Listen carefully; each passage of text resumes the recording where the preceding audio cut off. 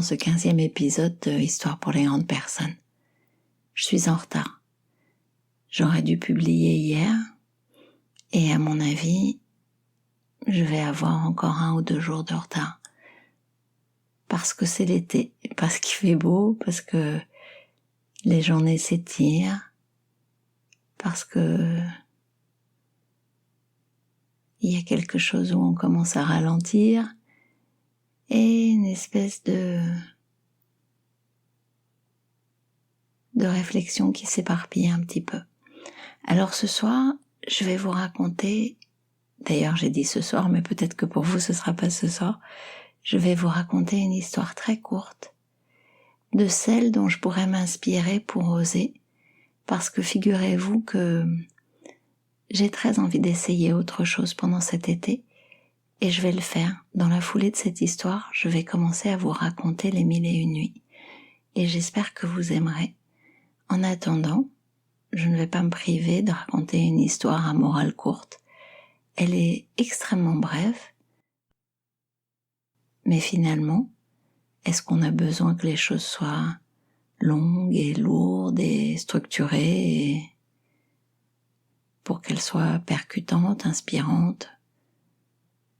Bref, l'histoire que je vais vous raconter s'appelle « Les ailes servent à voler ». C'est une histoire de Bucaille. On y va.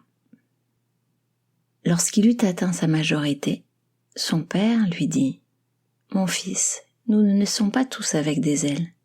S'il est vrai que tu n'as pas l'obligation de voler, je crois qu'il serait dommage de marcher alors que le bon Dieu t'a donné des ailes. » « Mais je ne sais pas voler, répondit le fils.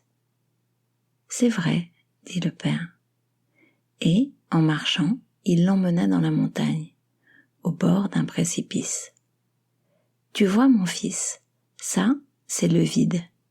Lorsque tu voudras voler, tu viendras ici, tu prendras ton élan, tu sauteras dans le précipice et, en étendant tes ailes, tu voleras. » Le fils hésita. « Et si je tombe ?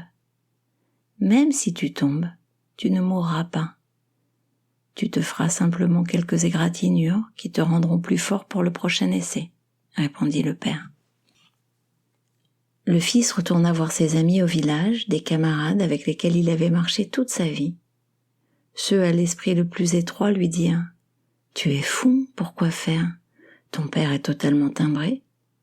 À quoi servirait-il de voler ? Oublie donc ces bêtises, qui a besoin de voler ?» Ses meilleurs amis le conseillèrent autrement. Et si c'était vrai, ne serait-ce pas dangereux ? Pourquoi ne commences-tu pas en douceur ?